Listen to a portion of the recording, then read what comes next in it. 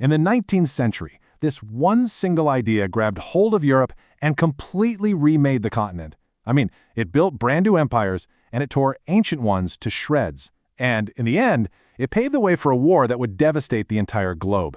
That idea? Nationalism. So let's take a look at how this incredibly powerful, double-edged sword reshaped our world. So that's really the big question we're tackling here, right? We're going to trace how a simple concept, just a feeling of shared identity, morphed into the most powerful political force of the era. And believe me, the consequences are still shaping the world we live in today. All right, so here's our game plan. We're going to break it down into 4 parts. First, we'll dig into where this whole idea of a nation even came from. Then, we'll see how it was used as a tool to build countries. Third, we'll flip the coin and look at its dark side. And finally, we'll connect all the dots and see how it led Europe straight into a massive conflict. Okay, so first things first, where did this all begin? You have to remember, before nationalism, people's loyalties weren't to a country. They were loyal to a king, or maybe their city, or their religion, not to some imaginary line on a map. But that was all about to change, with a totally new way of thinking. And this right here is the core concept, the nation-state. The whole idea was to take the nation, that is, a group of people with a shared culture and history, and fuse it with the state, the actual government and the land it controls. This was absolutely revolutionary. It turned these old, messy, dynastic kingdoms into clearly defined countries, shaped by their people. Now, what's so fascinating is that this didn't start as a political movement at all. Nope. It actually grew out of Romanticism, which was all about emotion and art and celebrating a people's unique heritage. By digging up old myths and folk tales and heroes, the Romantics gave people a common story. It was like they were creating this emotional glue that could bind millions of strangers together and make the idea of a nation feel real and personal. And you can see these cultural architects at work right here. In Germany, you had the Grimm brothers.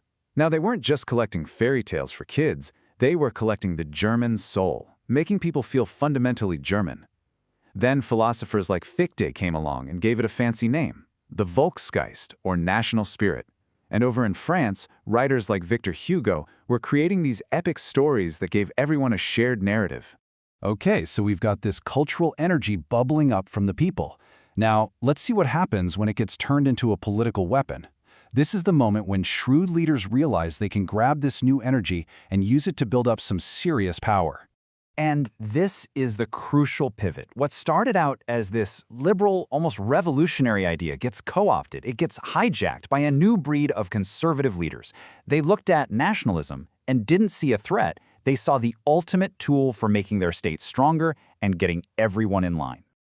And nobody, and I mean nobody, embodied this new way of thinking more than Prussia's Otto von Bismarck. I mean, this quote just says it all, doesn't it? He wasn't interested in talking or voting or ideals. He was about one thing, results. And he was going to get them using 2 things, modern industry and military force. Bismarck's strategy was as ruthless as it was effective. First, he'd intentionally pick fights with his neighbors, Denmark, Austria, France. Why? Because nothing gets people on the same page like a common enemy. Then, each military victory would just pour fuel on the fire of German pride. And finally, after all that, the separate German states were so fired up, they were eager to unite into one massive German empire. Genius, right? And listen, this wasn't just a German thing. This was happening all over Europe. In France, Napoleon III was using massive building projects, like totally redesigning Paris, to build up French national pride and lock down his own power.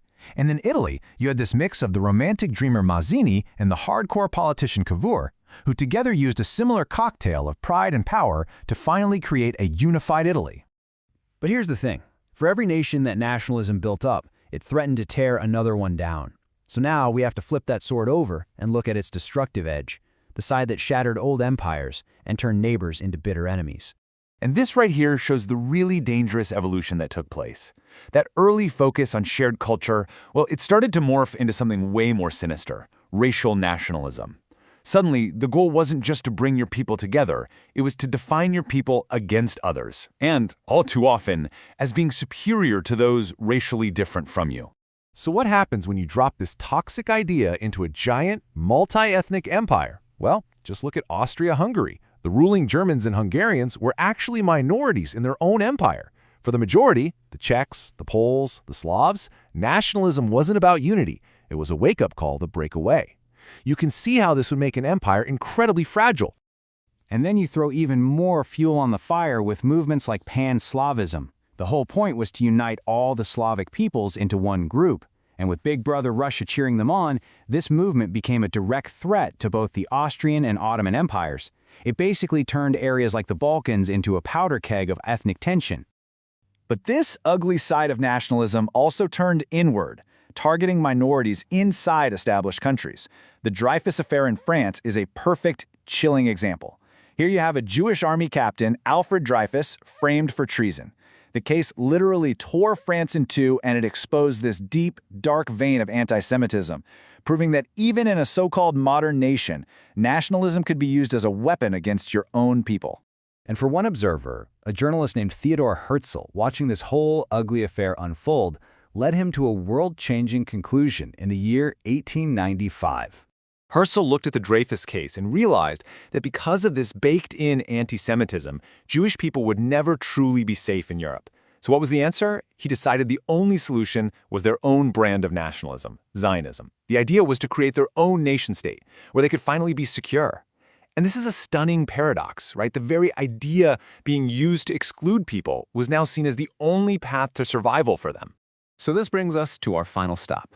We've seen nationalism build things up, and we've seen it tear things down. Now let's look at how these two powerful forces smash together and set Europe on a collision course with war. So by the time we hit the early 20th century, this is the situation. On one hand, you have these powerful, supercharged new countries like Germany and Italy, all flexing on the world stage. On the other, you've got these crumbling old empires like Austria, creating huge pockets of instability.